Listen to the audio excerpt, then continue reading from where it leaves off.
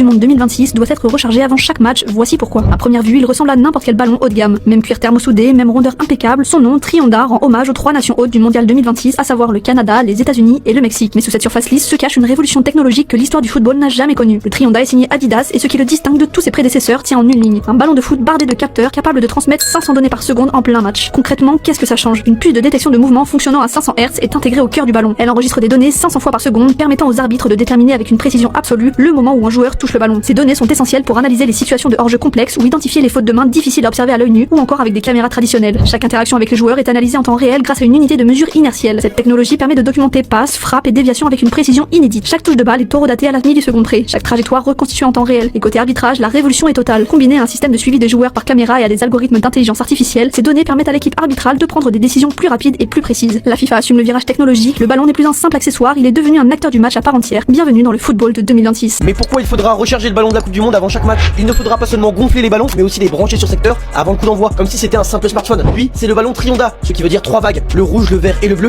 les couleurs du Canada, du Mexique et des États-Unis, les 3 pays qui accueillent la Coupe du Monde. C'est un bijou d'ingénierie à seulement 4 panneaux, alors que normalement il y en a plus d'une trentaine. Mais concevoir ce ballon a été un enfer absolu pour les ingénieurs d'Adidas. Si on doit le recharger pendant 90 minutes avant le match, c'est parce que le Trionda abrite en son cœur un capteur de mouvement ultra puissant de 500 Hz, une technologie légèrement similaire à la Coupe du Monde au Qatar en 2022. Mais cette fois, le capteur n'est pas au centre du ballon, mais sur le côté. Et surtout, il est encore plus puissant qu'avant. Ce capteur envoie des données 500 fois par seconde à la salle du VAR. Il enregistre la vitesse, le spin, l'orientation et surtout l'instant millimétré de l'impact avec le pied du joueur. Et pour faire tourner cette machine de guerre, il faut une batterie. Son autonomie est de seulement 6 heures en utilisation active. Ce capteur travaille main dans la main avec 12 caméras installées sur le toit du stade. C'est ce qui permettra la détection semi-automatique du hors-jeu en moins de 3 secondes, mais aussi de juger instantanément les fautes de main ou si le ballon a entièrement franchi la ligne. Mais comment ça, le ballon de la Coupe du Monde devrait être rechargé avant chaque match? En fait, pour ce mondial, chaque ballon va être un véritable bijou de technologie qui va fonctionner avec une batterie de 6 heures seulement, du jamais vu. Je t'explique tout ça. Mais avant ça, n'hésite pas à t'abonner. Tous les jours, je te fais des vidéos sur le sport. Après Djaboulani et ses trajectoires flottantes en 2010, Brazuca 4 ans plus tard au Brésil et surtout en 2022 au Qatar, le premier ballon connecté. Et bah cette année, pour ce mondial si particulier, on a encore passé un cap technologique au niveau des ballons.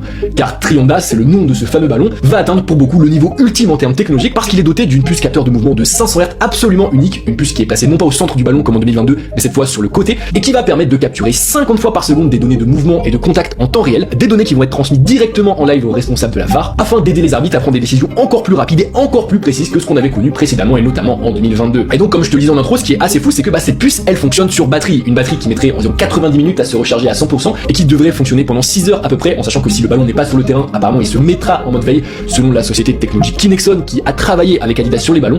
Mais bref, tout ça pour dire donc que à la Coupe du Monde, il y a un mec, son taf, ça sera de recharger les ballons avant les matchs. Bon, il semblerait que pour cette Coupe du Monde 2026, on aura besoin de recharger le ballon avant chaque match. Oublie rapidement le vieux ballon que tu utilises pour tes cours de PS. Je te présente le Trionda.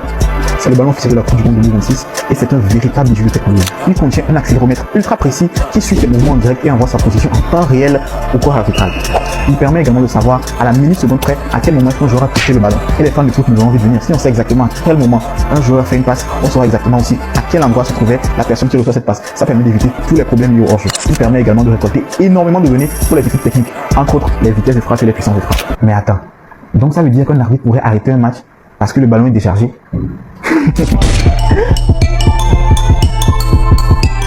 À la Coupe du Monde 2026, il y a un mec dont le seul boulot, ce sera de recharger les ballons avant les matchs.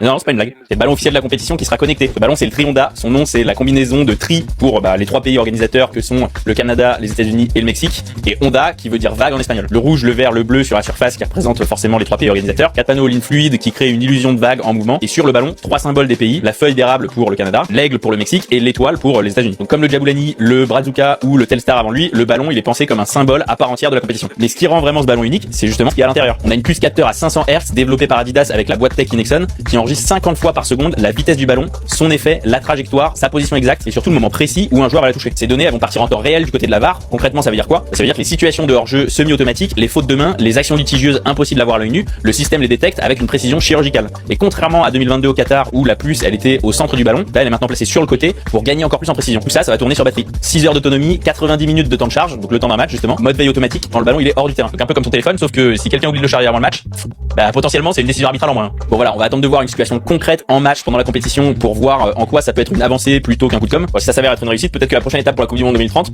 c'est un partenariat avec Duracell. Bon allez, en tout cas comme d'hab, j'attends votre avis en commentaire sur le sujet.